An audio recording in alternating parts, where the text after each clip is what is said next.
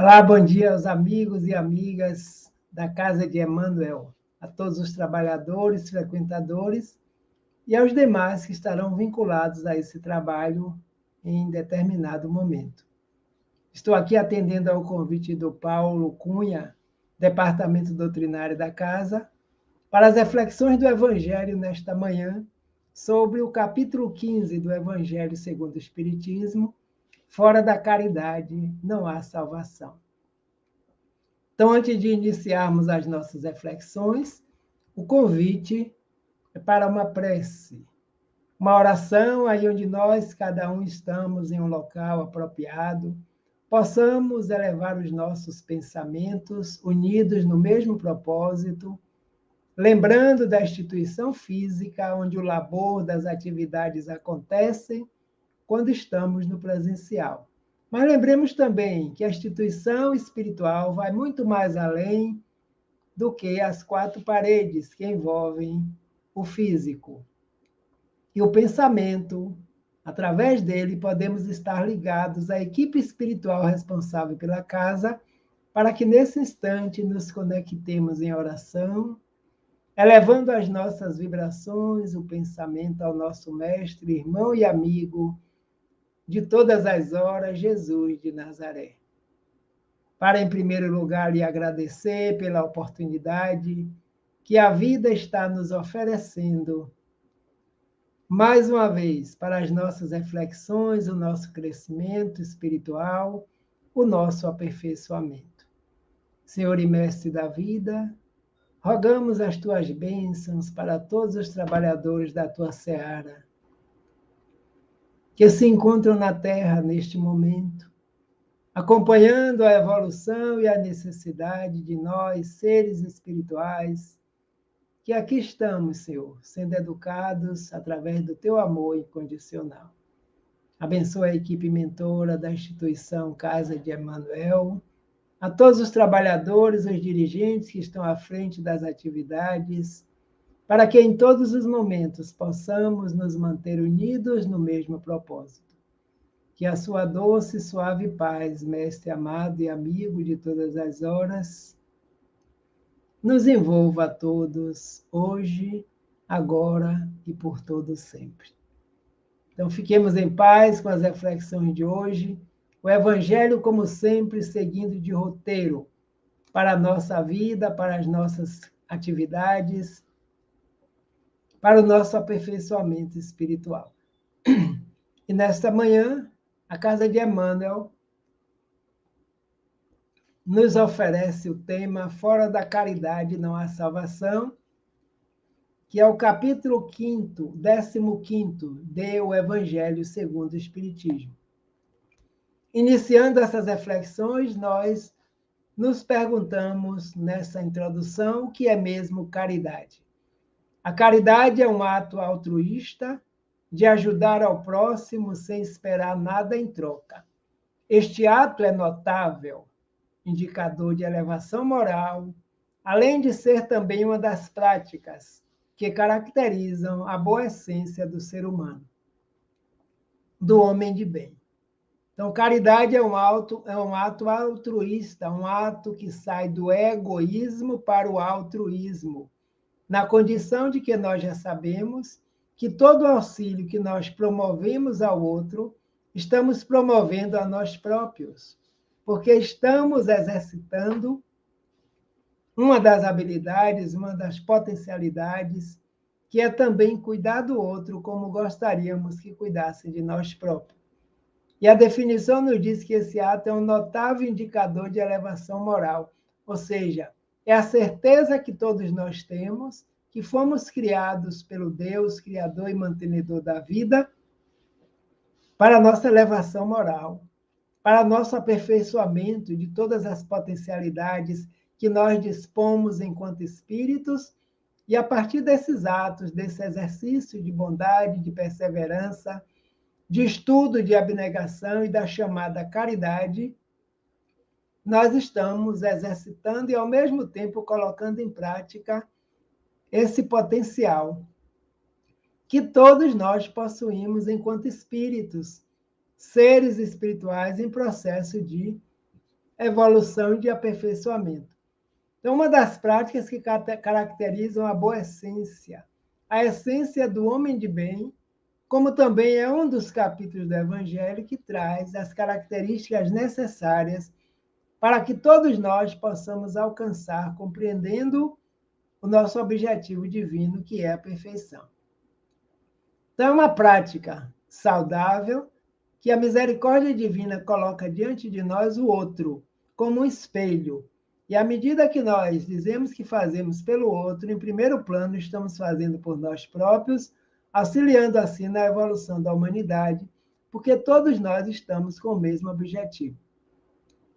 Mas a orientação do Evangelho é justamente na moral do nosso irmão maior, Jesus de Nazaré. Kardec pergunta para eles, na época da codificação, qual seria a moral nova que essa equipe do Espírito Verdade estaria nos trazendo. E eles afirmaram que não existe moral nova, porque a moral do Evangelho, da doutrina, da codificação, é exatamente a mesma, vivenciada, vivida e ensinada, até os dias atuais, por esse mestre educador por excelência, que é o nosso irmão maior, que nós conhecemos como Jesus, da cidade de Nazaré. Qual é o verdadeiro sentido da palavra caridade? Como entendia Jesus? Como entende Jesus? Como ensinava Jesus naquela época e continua ensinando até os dias atuais? E ele nos diz na questão 886 de O Livro dos Espíritos sobre da lei de justiça, de amor e de caridade, que a benevolência é para com todos, a indulgência para com as imperfeições dos outros e o perdão das ofensas. Então, esse é o mestre por excelência que, naquela época, já ensinava a multidão através dos seus discípulos, falando da necessidade da prática da caridade, e esse seria o verdadeiro sentido. Tanto que a Casa do Caminho, que é uma das primeiras instituições cristãs, auxiliando os necessitados, se espelha, se baseia justamente nesse grande princípio da benevolência para com todos, de ser indulgente com as imperfeições dos outros, porque nós ainda também as possuímos, e o mais desafiador dos processos, que é o perdão das ofensas. E o mestre, no momento da crucificação, ele roga ao Pai o perdão para nós da humanidade na Terra, porque não sabíamos o que estávamos fazendo.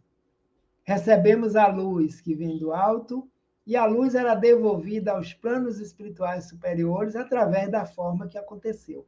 Então, esse é o verdadeiro sentido de caridade na visão desse mestre educador por excelência, que orienta o evangelho daqueles tempos e o evangelho nos tempos de hoje, à luz da doutrina espírita. Mas como se expressar a benevolência para a prática da caridade? A benevolência se exprime na boa vontade e na disposição para praticar o bem. Ou seja, nós não seremos impulsionados à força, sem respeito ao livre-arbítrio, para a prática do bem. Nós seremos impulsionados pela disposição de participar, porque perceberemos que fazer o bem faz bem a nós próprios e ao outro. O mestre já nos ensinou, ama teu próximo como o mestre, como a ti mesmo. Então, como podemos amar o outro se não nos amarmos em primeiro lugar? Permitir que a energia do amor possa fluir, esse sentimento sublime. Então, ser benévolo precisa estar dado em boa vontade. Boa vontade em quê? Em servir. Disponibilidade. Para quê? Para praticar o bem, porque o bem é a meta e o bem é divino. O não bem, que nós chamamos de mal, os espíritos já dizem a Kardec e a todos nós que o bem é divino e o mal é a ausência dele. Onde o bem não nasceu, onde o bem não for semeado, onde o bem não for praticado, há disponibilidade para que o chamado mal, que é fruto ainda da ignorância do ser espiritual em processo de evolução, possa acontecer. Então, primeiro ponto, benevolência. Depois, a indulgência para a prática da caridade, para que essa caridade possa realmente ser benéfica a nós e ao outro. Indulgência é a clemência e misericórdia para quê? Para as imperfeições alheias. Todos nós costumamos dizer, mas eu sou imperfeito. Eu não fiz dessa forma porque eu sou imperfeito. Nós estamos imperfeitos.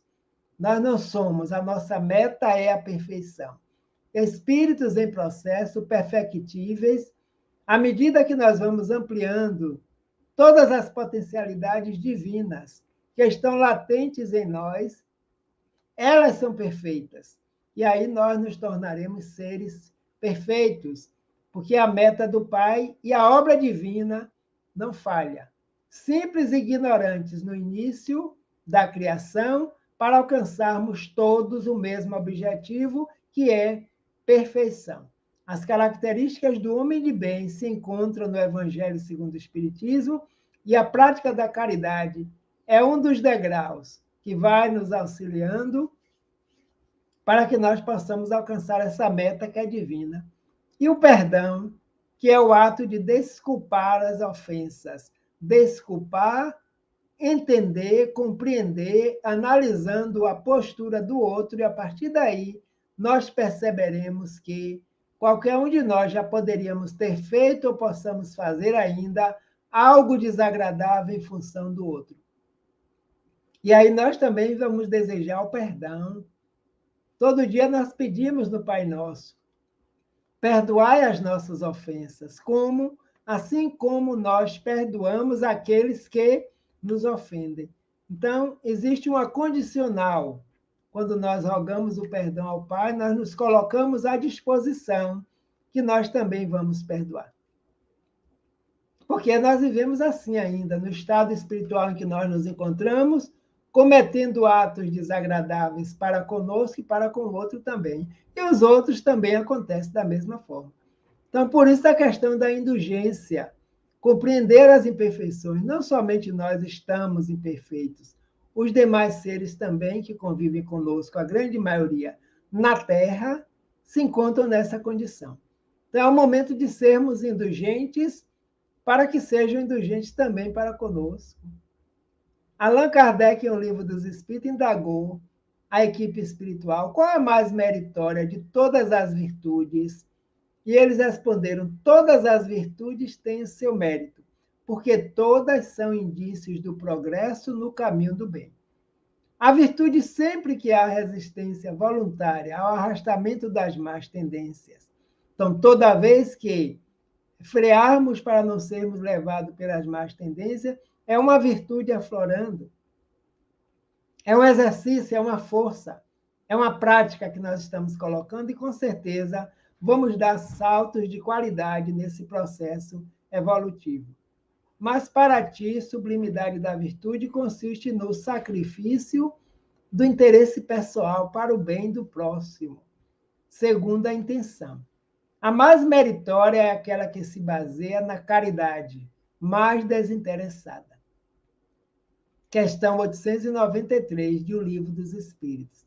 Todas as virtudes são benéficas, repetindo, mesmo quando aquelas exatamente nos levam à resistência para não sermos arrastados por um ato negativo, um ato prejudicial a nós e ao outro, virtude.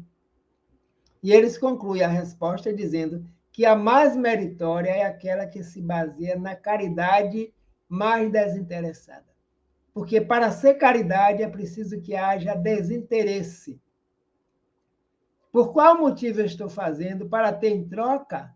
Jesus já nos avisava no Evangelho e continua nos avisando. Quando derdes um banquete, convidai para a vossa mesa, para o banquete em todas as ordens que seja material e espiritual, aqueles que não possam e não tenham condições de lhe retribuir, para que nós não fizéssemos apenas aguardando o retorno.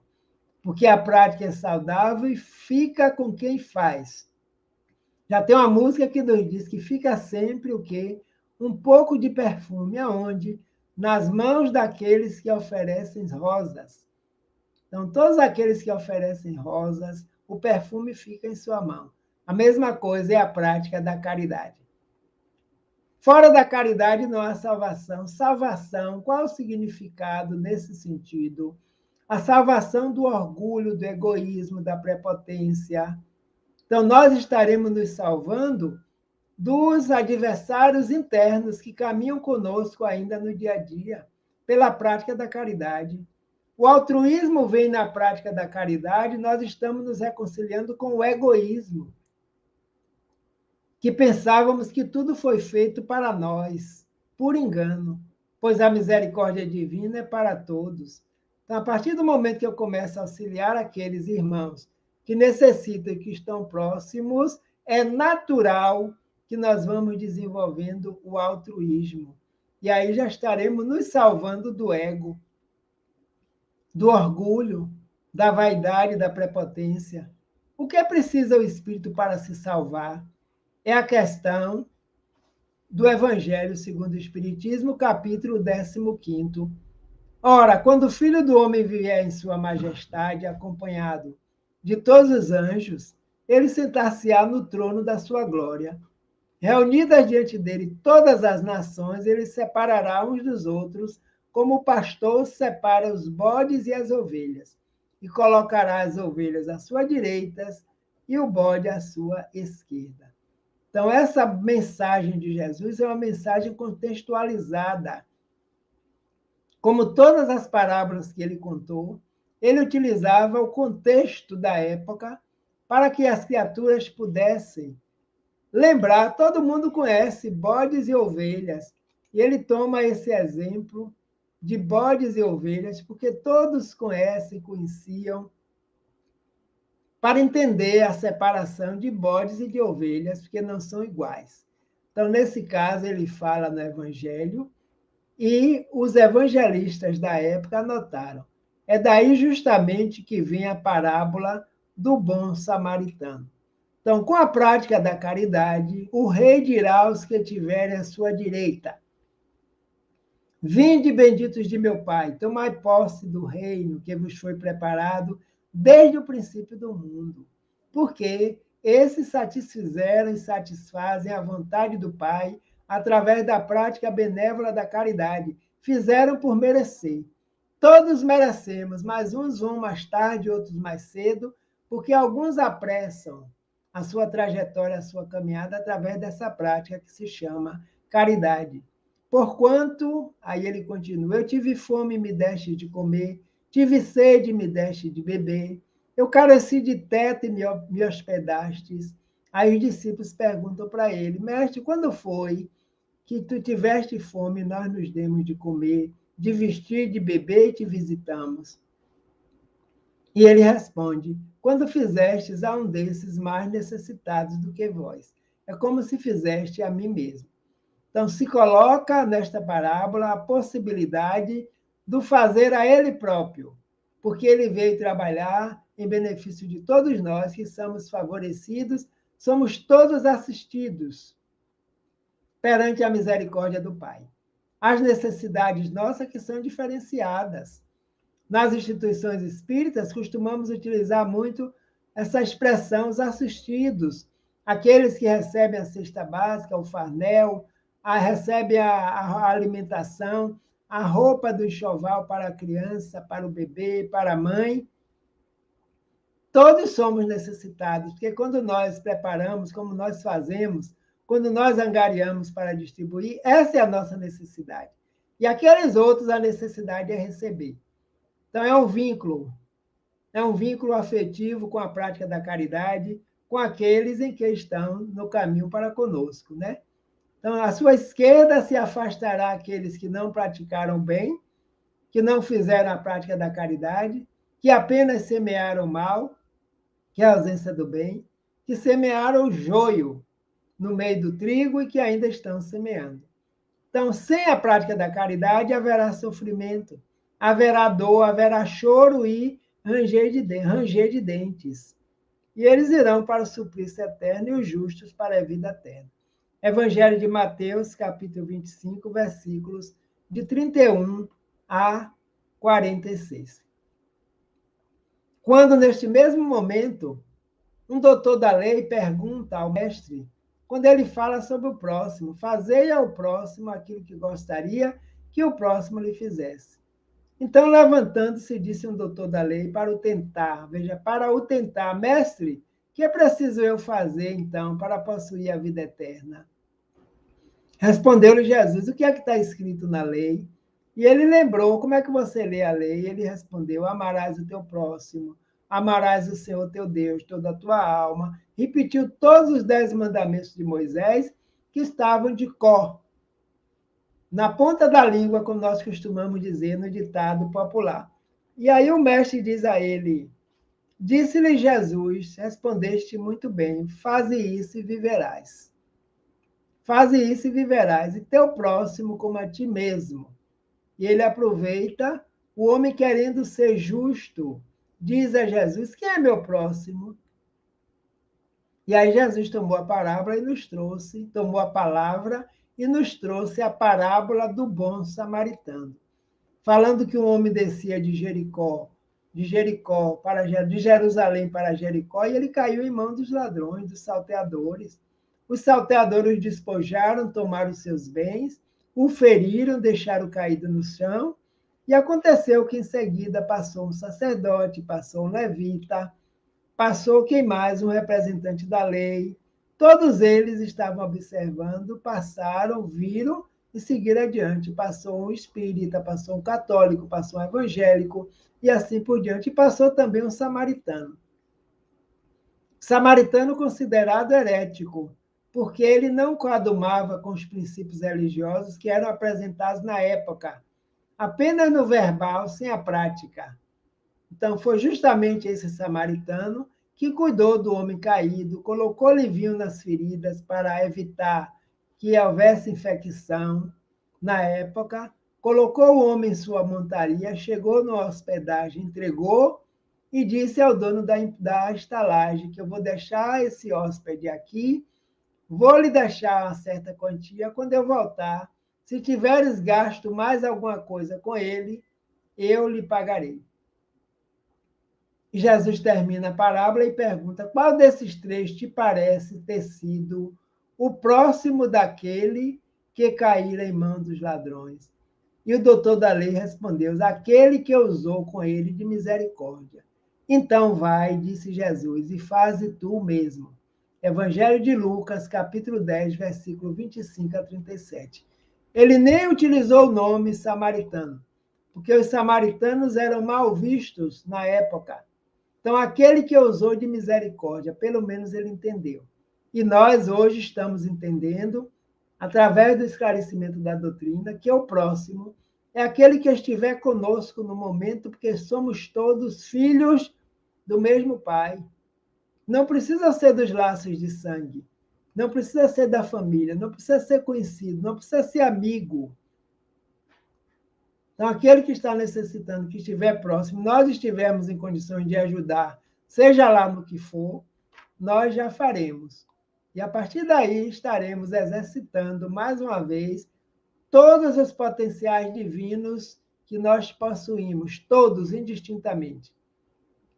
E o Evangelho continua nos dizendo que toda a moral de Jesus se resume justamente na prática da caridade e da humildade, isto é, nas duas virtudes que são contrárias ao egoísmo e ao orgulho. Quem é egoísta não vê a possibilidade de fazer pelo outro, porque é primeiro eu, primeiro eu, primeiro eu. E o orgulho também. Orgulho e vaidade. O orgulhoso se julga melhor do que qualquer outra pessoa. Então não há humildade. Ele chama que caridade e humildade são as duas alavancas, são as duas asas mestras da nossa evolução espiritual. Por isso que os espíritos mentores sempre estão nos convidando a essa prática. E toda instituição espírita, assim como demais também outras instituições, tem a prática da assistência e da promoção social. Que não basta somente a assistência das coisas materiais. É preciso também a assistência das possibilidades espirituais, que essas sim é que vão libertar o espírito para a vida eterna. Então, a assistência social e a promoção do indivíduo até determinado ponto, como nós conhecemos alguns casos, que aqueles chamados assistidos, que recebem a cesta básica na casa, por estar desempregado, em determinado momento ele retorna e dizendo: eu não preciso mais da cesta porque eu consegui um emprego. Passe para outra pessoa. Olha que maravilha. Então, houve uma promoção moral no indivíduo. Ele passa a perceber que não tem mais o direito, nem o dever de estar usufruindo daquilo que hoje ele já não precisa mais, podendo passar para outro que esteja nas condições piores. É um trabalho educativo. Então, esse indivíduo, ao receber a caridade, também já está se salvando do egoísmo, que poderia ficar calado, aguardando e recebendo as duas ou três ao mesmo tempo, quanto muitos o fazem ainda, porque ainda não se conscientizaram que todos nós merecemos a misericórdia divina. Então, ele expressa isso no Evangelho, quando fala: bem-aventurados que têm puro coração, bem-aventurados os que são brandos e pacíficos, bem-aventurados os que são misericordiosos, e amai o vosso próximo como a vós mesmos. Fazei aos outros o que quererias que vos fizessem. O maior desafio: amai os vossos inimigos, perdoai as vossas ofensas, se quiserdes também ser perdoados, e praticai o bem, sem ostentação. Julgai-vos a vós mesmos antes de julgar os outros. Então, é um conjunto de ensinamentos que foram vivenciados, que estão sendo vivenciados por Jesus e pelos membros de sua equipe espiritual que trabalha na Terra. E esses trabalhadores da seara do Cristo aqui na Terra estão nos impulsionando também, porque todos nós, mesmo no nível espiritual em que nós nos encontramos, a nossa meta é justamente deixarmos o homem velho, o espírito velho do passado, cometendo atos desatinados de orgulho, de vaidade, de prepotência, e hoje queremos fazer um novo capítulo na nossa história, na nossa vida, nesta encarnação, porque esta encarnação é a melhor que nós estamos vivenciando agora. Por quê? As outras já passaram. Nós estamos vivendo aqui o somatório das diversas encarnações. E daqui para frente, como já dizia o nosso Chico Xavier, nenhum de nós podemos voltar atrás para fazer um novo começo. Mas a partir daqui, agora, podemos fazer um novo fim nesta encarnação. Um fim vitorioso pelas práticas, porque o que já foi feito lá atrás são causas anteriores das aflições que nós estamos experimentando agora. Não podemos voltar para desfazê-la, mas podemos evitar, através da prática do bem, que elas perdurem, que elas continuem. E aí nós estamos nos salvando de nós próprios, porque Jesus veio para mostrar o caminho da salvação, que é individual, pessoal e intransferível. É o Messias, o Mestre, o Rabi, o trabalhador divino na Terra, nos convidando, nos educando a todos os momentos, principalmente nos dias atuais, que são dias de pandemia, são dias de remédios de aflições que nós estamos vivenciando. Mas por estarmos distanciados da casa espírita fisicamente, algumas que ainda não retornaram às suas atividades presenciais, não significa dizer que nós não temos como exercitar a prática da caridade. É o Impassan para pegar a contribuição, é a prece, é a orientação por telefone, pela tecnologia avançada que hoje está conosco, graças à misericórdia divina, os grupos de estudos através da tecnologia, as reflexões do Evangelho, tudo isso e muito mais vai contribuindo para conosco, para com o outro também. O orar pela humanidade. Costumo sempre dizer que 2020 foi um ano de exercício de oração, de preces, de evangelho no lar. Pela situação em que nós vivenciamos e ainda estamos vivenciando, porque o processo pandêmico, que é um flagelo destruidor, ainda não deixou a Terra, porque nós da humanidade na Terra, com certeza, estamos tendo necessidade de passarmos por essa experiência, porque na lei divina nada ocorre ao acaso, mesmo porque o acaso não existe e não há inteligência. E Deus é a inteligência suprema, a causa primeira de todas as causas que nos mantém e nós estamos gravitando para Deus. pela prática da caridade, a felicidade ligada à lei natural. Kardec pergunta aos espíritos qual o significado da lei natural, o que é que ela significa para o espírito, a única necessária felicidade do espírito. Nós, espíritos, só não somos felizes, estaremos infelizes, que é a falta da paz e da felicidade, quando nos afastamos da lei natural. No quadro que traçou do juízo final, deve-se, como em muitas outras coisas, separar o que é apenas figura e alegoria. Quando Jesus coloca muito sobre isso, haverá choro e ranger de dentes, aqueles que não atenderam os necessitados, depois serão convocados, serão afastados temporariamente. O Evangelho de hoje nos traz observar o que é figura, o que é alegórico, porque Jesus falava muito por parábola, e alegoria é comparação. Para quê? Para que hoje nós pudéssemos ter o entendimento e a explicação dessas parábolas trazidas pela equipe do Espírito Verdade. Os homens com quem ele falava ainda incapazes de compreender as questões puramente de ordem espiritual. Tinha ele que apresentar imagens materiais chocantes e apropriadas à época. Para quê? Para impressionar.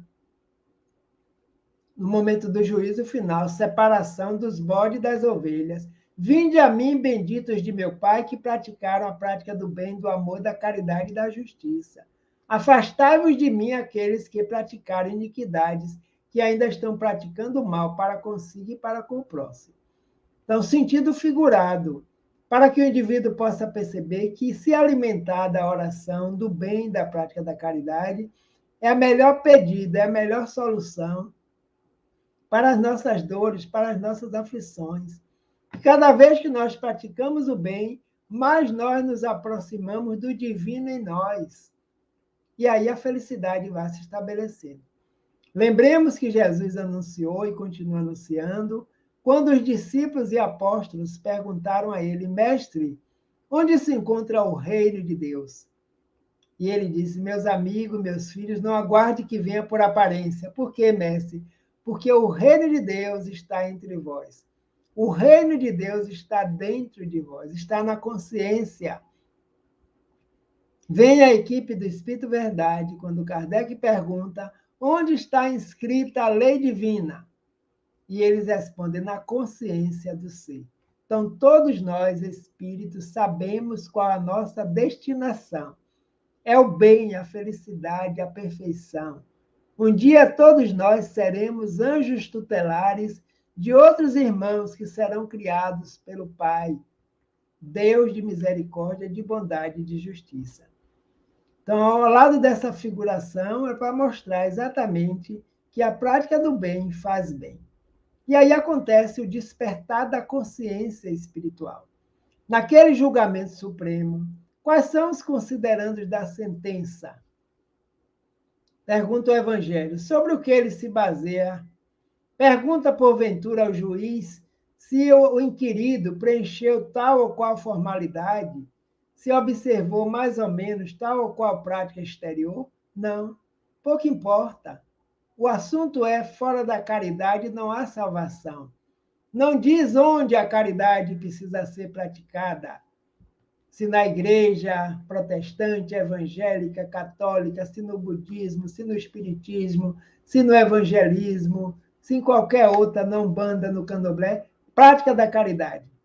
Essencial do indivíduo, do ser. E alguns seres praticam a caridade e não estão vinculadas a religião nenhuma, porque não se faz necessário. As religiões existem para que nós possamos conhecer a Deus, conhecer as leis através delas, desde que nós optemos por cada uma delas. Precisamos respeitar-nos uns aos outros nos dias atuais e em todos os tempos, porque nós temos um livre-arbítrio. Deus nos dotou dessa capacidade para que nós pudéssemos escolher o melhor caminho para chegar até Ele. Por isso que no mundo existem várias religiões, cada um professando a sua maneira, e nós temos que buscar nessas reuniões não as diferenças, mas o igual, o respeito pelo outro. Assim como nós temos o direito de professar a nossa, os outros também têm. E aqueles que não as têm também têm o direito de se apresentar e dizer: eu não tenho religiões. Porque cada um de nós é que sabemos das nossas necessidades. Há um velho ditado que diz que a religião significa um grande espelho que Deus jogou no mundo, e esse espelho se espatifou e se tornou milhares de pedacinhos, e cada um deles refletindo a verdade, refletindo a luz. E cada ser na Terra escolheu um desses pedaços para a sua própria orientação. Então, não se pergunta tão somente de uma coisa, se a caridade foi praticada. E se pronuncia assim: passai à direita, vós que assististe os vossos irmãos. Passai à esquerda, vós que fostes duro com eles. Informa-se por acaso qual é a fé? Não. Faz qualquer distinção entre o que crê de um modo e o que crê de outro, de maneira alguma. Deus é Deus de todos, é Pai Criador. Todos nós somos criaturas, somos co-criadores. Nunca chegaremos a ser criador. É o grande diferencial. Independente da religião que nós estejamos professando, o esforço é para vivenciar os princípios dessa religião, que nós precisamos compreender, entendê-los, para não praticarmos com fanatismo, com desregramento, com desrespeito ao outro, porque Deus respeita a todos nós. Olha que interessante. Jesus abraça todos nós que estamos na Terra, independente de termos religião ou não, e qualquer que seja, porque a religião de Jesus se chama amor. Amar o próximo como a si mesmo. Fazer ao outro o que gostaria que o outro te fizesse. A prática da caridade, porque fora da caridade não tem salvação, não tem felicidade, não tem paciência, não tem equilíbrio espiritual, não tem consciência desperta, não tem bom estado íntimo. Quando nós fazemos algo em benefício de alguém, o estado íntimo fica conosco. E onde está o nosso tesouro, é aí que está o nosso coração. Onde está o nosso coração, é aí que está o nosso tesouro. Que o nosso coração esteja vinculado à prática do bem, do amor e da caridade. Jesus colocou o samaritano considerado herético, mas que praticou o amor ao próximo naquela hora, acima de todos os ortodoxos que faltaram com a caridade naquele momento. Por isso que ele pegou essa passagem que está no Evangelho, conhecido como a parábola do bom samaritano. Porque aquele samaritano deu o exemplo da prática da caridade. Não considera, portanto, a caridade apenas como uma das condições para a salvação, mas como a condição única. Não apenas uma, mas única. Porque caridade é um despojamento espiritual. É uma situação de humildade, se colocar à disposição para praticar e sentir essa prática. O estado espiritual que nós ficamos quando praticamos algo, por menor que nós achemos que seja, mas beneficia o outro, encarnado ou desencarnado. Quantas vezes um esclarecimento, uma prece por alguém que está em sofrimento, em aflição, uma palavra de conforto, tudo isso beneficia a quem faz e a quem recebe. Desde que coloca a caridade em primeiro lugar, é que ela implicitamente abrange todas as outras. Daí porque ela é principal e primordial. Caridade abrange a humildade, a brandura, a benevolência, a indulgência, a justiça, o perdão. É a negação absoluta do orgulho e do egoísmo. Porque quem é orgulhoso não consegue fazer a prática da caridade, mesmo porque não percebe que existe necessitado e que ele possa ajudar. E o egoísmo? Primeiro eu, primeiro eu, primeiro eu, fala mais alto. E aí vem um convite do Messias, do mestre, do educador: reconcilia-te com o teu adversário enquanto estás no caminho com ele. Então, esses adversários são internos, aqueles que nos impedem, muitas vezes, por nós próprios, de tomar determinadas ações que estão muito mais desenvolvidos, o egoísmo, o orgulho, do que a humildade, a bondade, a benevolência, a tolerância, o perdão, a compreensão. O maior mandamento da lei é amar ao próximo como a si mesmo. Ama a Deus acima de todas as coisas, o primeiro.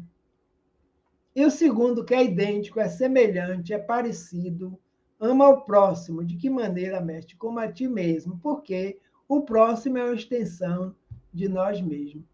Todos somos centelhas divinas em expansão, em processo de evolução. Então, nós somos continuidade uns dos outros, individualizados. A senha para a nossa evolução é justamente caridade e humildade. A senha única da salvação. Egoísmo e orgulho são as senhas da perdição. Enquanto houver egoísmo e orgulho, estaremos presos aos mundos de expiações e provas, porque esses mundos estão em nós próprios. O planeta Terra é de ordem material, abriga espíritos nessa condição moral. Então, somos nós que damos essa condição moral para o planeta. E aí ele nos diz, este princípio se acha formulado nos seguintes precisos termos.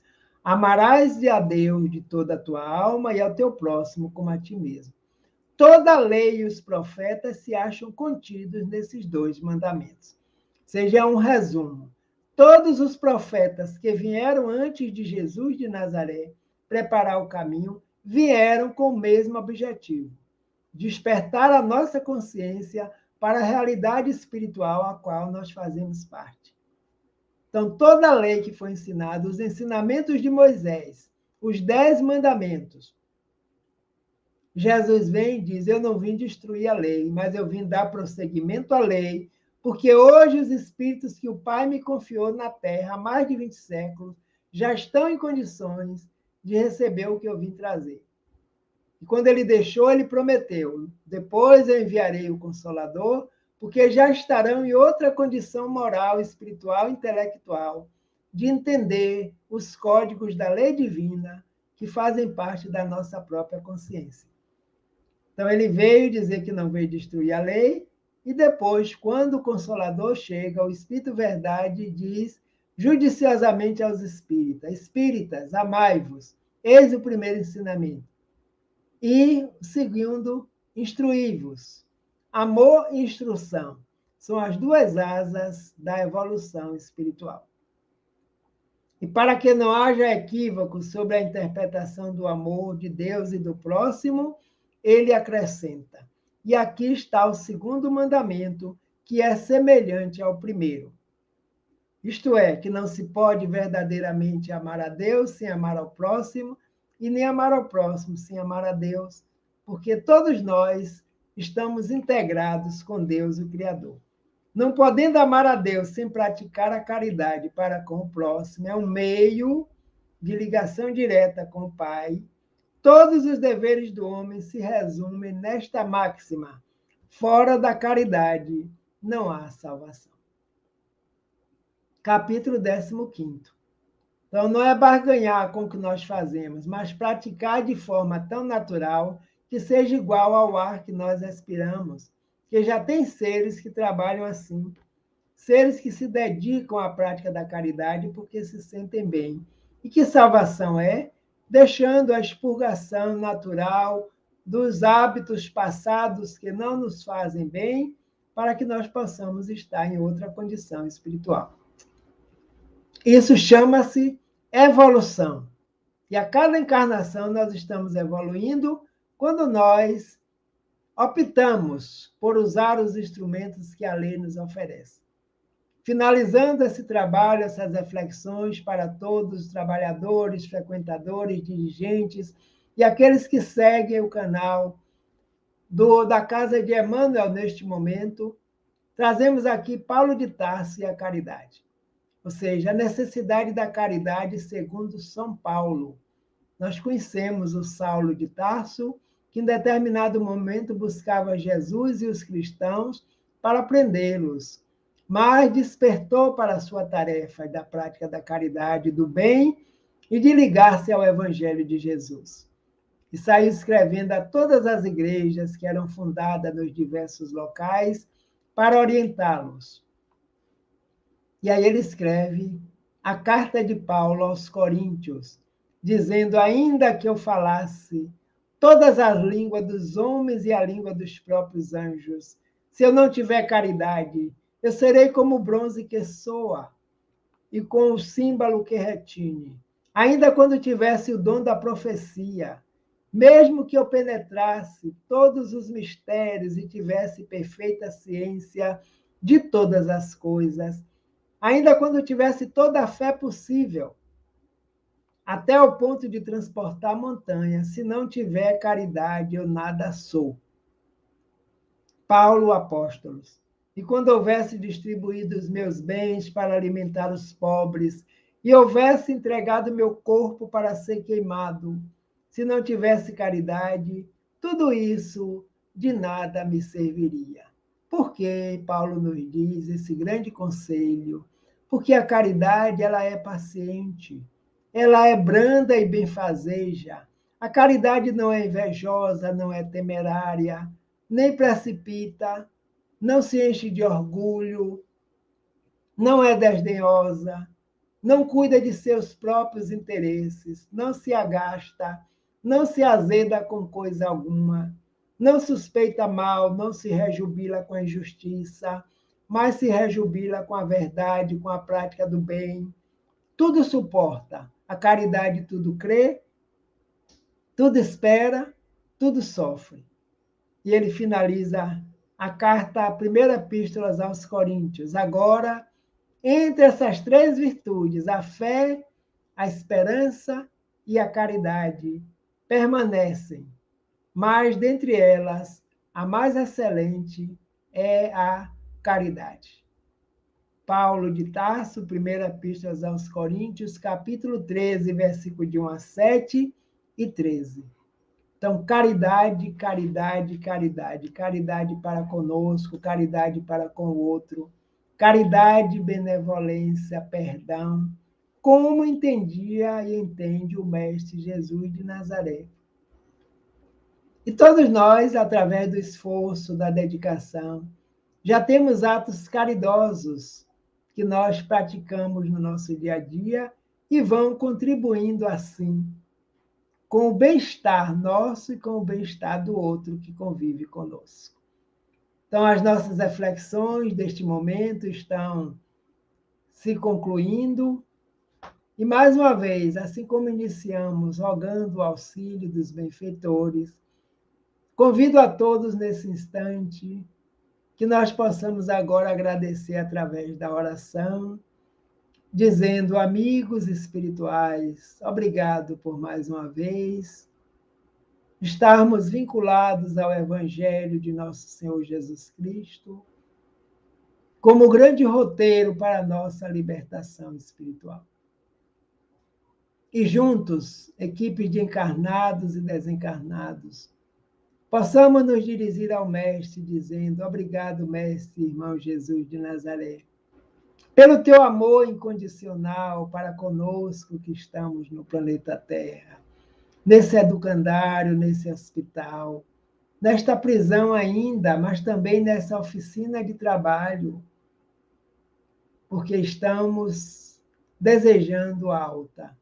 E para isso o Senhor nos ensina e nos orienta a prática da caridade. Que o Senhor da vida nos abençoe, que o Senhor da vida nos fortaleça nos nossos propósitos. Abençoe a toda a equipe espiritual responsável por esta casa, a Casa de Emmanuel, todos os trabalhadores vinculados nos dois planos da vida, todos os frequentadores, porque a casa espiritual existe além, nós sabemos, da casa material. E em breve estaremos juntos novamente, sob as bênçãos de Jesus de Nazaré. Que Ele mesmo nos envolva com a sua doce e suave paz. Agradeço a pessoa de Paulo Cunha, Departamento Doutrinário, pelo convite e rogando que Jesus nos abençoe e nos ampare a todos. Estamos encerrando essa preleção doutrinária deste momento. Muita paz a todos e que Jesus nos abençoe. agora e por todo sempre.